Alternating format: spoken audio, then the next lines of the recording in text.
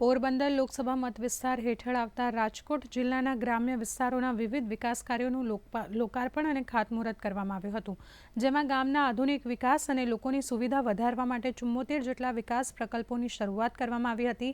આ સાથે જ મોટી મારડ ગામ 3 તળાવનું રિપેરિંગ અને સુધારણાનું ખાતમુહૂર્ત કરવામાં આવ્યું હતું। આ પ્રસંગે કેન્દ્રીય મંત્રી મનસુખ માંડવિયા, ધારાસભ્ય મહેન્દ્ર પાડલિયા, જયેશ રાદડિયા અને ગીતાબા જાડેજા ખાસ ઉપસ્થિત રહ્યા હતા।